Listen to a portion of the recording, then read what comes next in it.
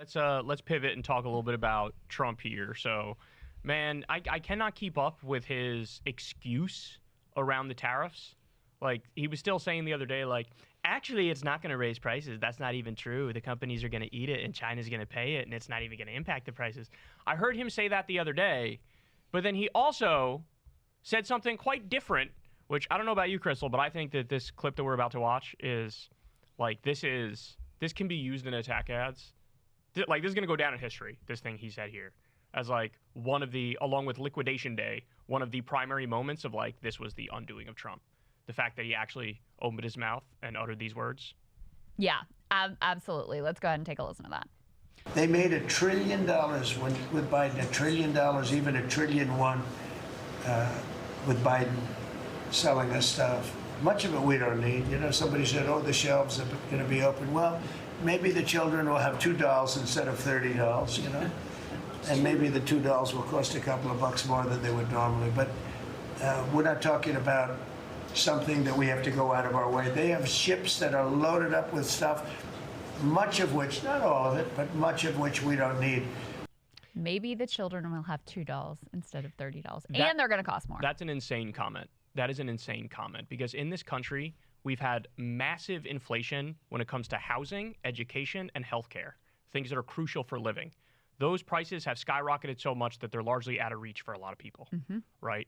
Where we haven't had inflation, the one saving grace is consumer goods. Yeah. It held this country together with duct tape and bubble gum for decades. That's right. The one promise of neoliberalism is, like, you'll be able to go to Walmart and get some cheap shit, right? That's the one promise of neoliberalism, which actually it delivered.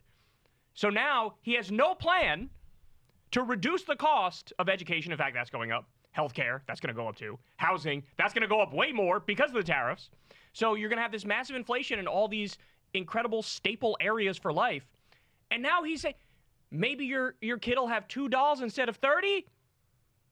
Bitch, the whole point of America in modern history was that you could have $30. That was the whole point. Right.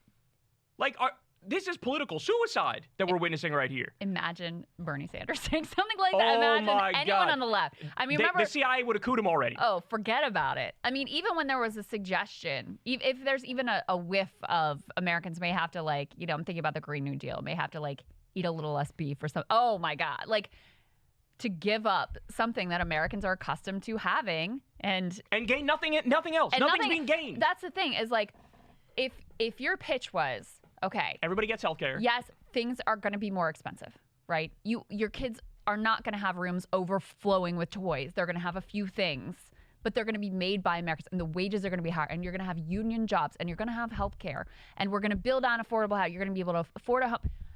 Let me tell you, it would still be a hard pitch, but because you're asking people to trust you that you're going to deliver those things. But at least it would be a pitch. This is just, there's going to be shortages. You're going to be poor. Your kids are going to be sad on Christmas. And by the way, everything that is already expensive and that you can't afford is just going to get more expensive. Like, on every metric, you are going to be poorer, you're going to have fewer things, and your kids are going to be sad. They're saying now, by the way, that there are going to be shortages on Christmas. Of course, yeah. Let me also give you this. So there's an article. Everybody's been sharing this online. Listen to this. Quote, there's a reporter to Trump. So 145% tariffs on China, Morin said. This is the ABC guy. And that's basically an embargo. Trump replied, that's good. They deserve it. It'll raise prices on everything from electronics to clothing to building houses, Morin said. You don't know that, Trump said. You don't know whether or not China's going to eat it. That's mathematics, Morin said.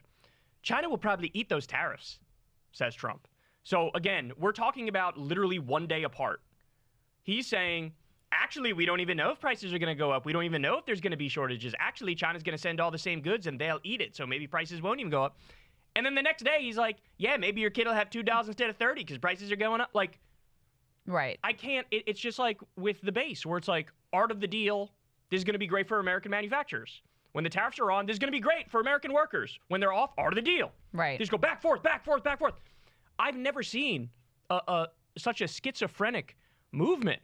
And now you got Hanania saying he thinks when Trump is gone, there might actually be a religion that's built around Trump, like an actual religion. And how can that not be the case when we have Right now, it's 39% of the population. It will go lower. But 39% of the population that sees all of this and they're like, that's my guy. Yeah. I don't get it. You literally have to turn off the part of your brain that deals in logic and reason. Well, I mean, you and I both covered that focus group of MAGA voters where Frank Luntz was like, your 401ks are going down, the stock market is tanking. And they're like, we're good with it. There's a plan. We need a correction. That's we what they needed said. a correction. Which, of course, is exactly what they would say under a Democratic president if the market went down. They'd say the same thing. You know, we needed a correction. It's fine. Yeah. And one of them was like, oh, I'm doing better under Trump than I did under Biden. I mean, I think you made the point, like, maybe he's invested in gold, but that's the about only it. thing. That is literally the only thing is if you only had gold, that would be the case. But yeah, the level of just trust the plan. That's the whole thing, is just trust the plan. And even if it's making me poor, and even if my kids aren't going to have toys on Christmas, and even if my 401k is in the tank, like, they've gotten, this certain group has gotten to a point where it really doesn't matter. They are just in. And I will say, somebody was making the point that even like in the worst moments for Herbert Hoover, he still had like a 30% approval rating. And right. I guess that's kind of where we are with Trump. The floor. But there is just such a fervent devotion to him. It's not hard to imagine something like a Trumpian religion. I mean, it almost is already a religion. Truly. Right. Like if you watch that cabinet meeting where they're I all... know. They all have the red hats. It's so all the guys creepy. are wearing red ties. Yes. And they're all doing their thing to the Mad King. Mr. Trump, thank you so much for these incredible 100 and days. he sits there we like... never, J.D. Vance, all these other presidents on the walls, none of them could live up to what you did. And especially now, Trump has overtly embraced this kind of messianic persona after he survived the assassination. And he talks about how he believes God saved him to be here and be the president of the country. And many Republicans believe that. So... yeah, he's already, I guess, performing miracles effectively. So you're only one step away from it. I do think, like, if he had been assassinated, it's not hard to imagine something approaching religious devotion to the person of Trump springing up. So here's an amazing fact. One of the pictures he has on the wall in the White House is FDR. Now, would you like to take a guess why FDR is on the wall? He got 4 terms. When he was asked why FDR was there, he's like, he got 4 terms. Wow. He got 4 terms. So now that's classic. He's got Reagan up there, of course. He's got others. But the reason FDR is there is because he got 4 terms. Anybody at this point who thinks he's not going to go for 2028, assuming he's alive, they are about to have a rude awakening. He absolutely is going to try for 2028. I mean, they're selling hats. Trump 2028. And none of this stuff is a joke. Like, anything... none of it was ever a joke. That's the game they play. Yeah, it's a game when they're like, oh, we're joking. I don't even think that they play that game anymore, because it used to be that I don't think any of it was ever a joke, but you had some people in the administration, some guardrails in place where it was like he couldn't act on just his pure id. And he also has become additionally ungovernable like himself, because I think of the assassination attempt and then the defying the polls again and avoiding prison and everything. He feels like everything was thrown at me and I survived. So fuck it. I'm going to do whatever I want. Got away with 91 crimes. And that's right. And he feels like his mistake in the first term was not listening to his listening to the, Mark Milley's and the fucking Steve Mnuchin's and the Gary Cohns, who now, by the way, I said this on my show, I thought they were just Wall Street assholes in the last term. And to some extent they were. But the extent to which they had to keep the train on the tracks and explain to Trump and get through to him very fucking basic concepts, like Gary Cohn trying to explain to him, sir, a trade deficit is not by definition bad. When you go to your barber and you pay them and they give you a haircut, you have a trade deficit with them, but you also got the fucking haircut. So it was good. Like, they had to talk like they're talking to a toddler. Yeah.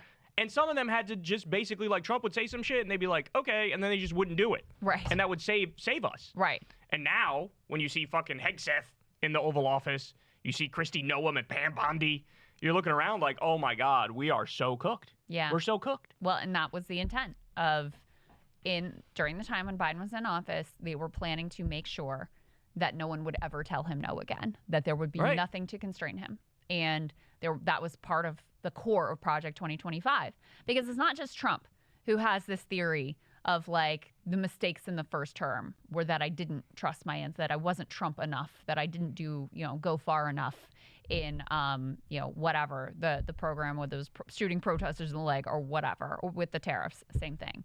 There is a whole MAGA consensus around this, and Trump certainly shares that. So, yeah, he has made sure that he's surrounded with people who will never utter a word of dissent, who will only be sycophantic. And the moment that there is a word of dissent, presumably they would be gone. So and the Republican Party completely cowed at this point. Like, that's certainly not an obstacle. And now they're going to work on the judiciary because it's the last really remaining sort of constraint on their power. Whew, all right. Hey guys, we did an awesome interview with David Dole of the Rational National YouTube channel. We talked about the Canadian election and how Donald Trump was decisive in that election, making it so that the Liberals and Mark Carney ended up winning. You don't want to miss this. We go deep on Pierre Poilievre, who's the conservative, and Mark Carney, the liberal. So go ahead and sign up below on Substack and watch the whole thing.